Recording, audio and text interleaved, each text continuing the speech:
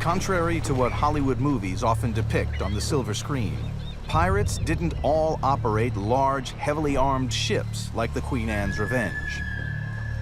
In fact, in the 18th century, most would have used much smaller vessels called sloops.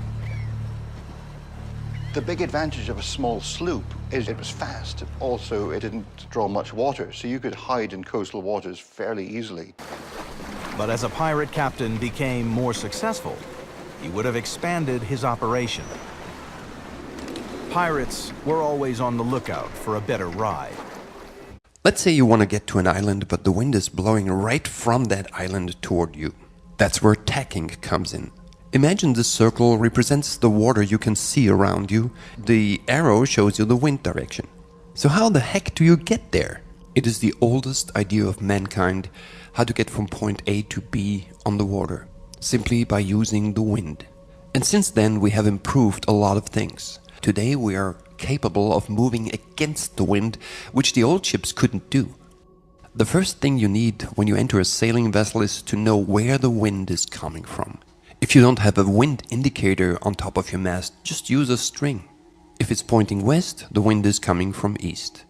Whereas east and west, you don't need to know that. Just look in the opposite direction of the string. Tacking is just a fancy word to get a sailboat from point A to point B against the wind by doing a zigzag course. I guess you can imagine that there is an area where you cannot sail against the wind, and that's the no sailing zone.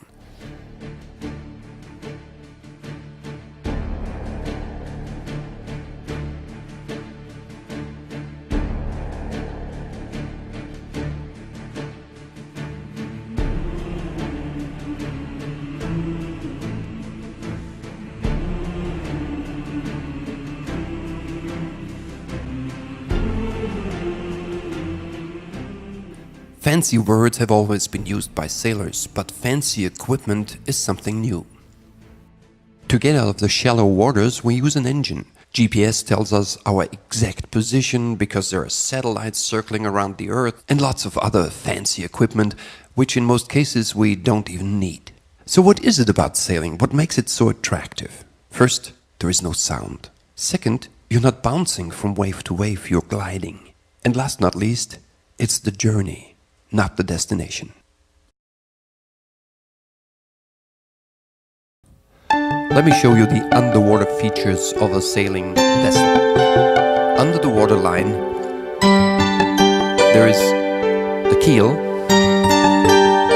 Sometimes the keel has wings on it. There's the propeller behind it. And there's finally the rudder, which is controlled by the helm. Let's just for a moment talk about the directions you can go. The closest to the wind is called close hauled, followed by close reach, beam reach and broad reach.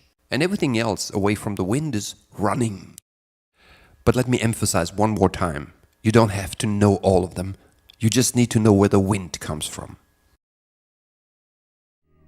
To arrive here, turn the boat about 20 degrees away from the broad reach position and you'll be pointing almost directly away from the wind. This is the best point of sailing if you want to sail with the wind behind you, as there's less of a risk of the boom accidentally flipping across, which is called jibing. Jibing is the opposite of tacking. You are turning the sail to the other side from a running position. The final point of sailing is a dead run. This is when the boat is pointing directly away from the wind. As you learn, this point of sailing is probably best avoided until your wind awareness has developed. Turning back towards the wind, you can get back to any of the points of sailing by pushing the tiller gently towards the boom,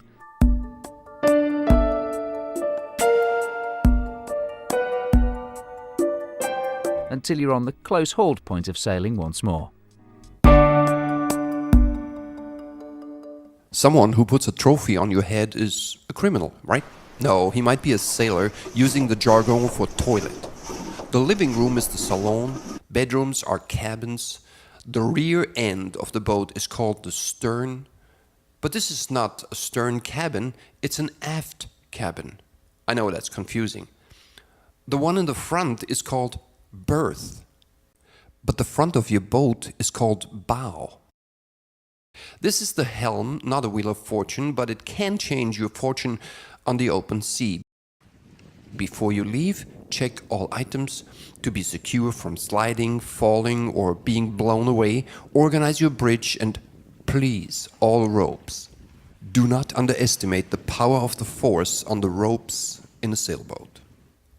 Check food, drinks, the diesel and the water tank. Inspect your dinghy, or pump air in if needed, outboard engine and starter keys. Open hatches, even if it doesn't rain, can interfere with lines that control your sheets, your sails. Most of it will become routine after a while, but it's a good idea to have a checklist. Finally, you can uncover the winches and start... No, we're going to talk about that in the next part.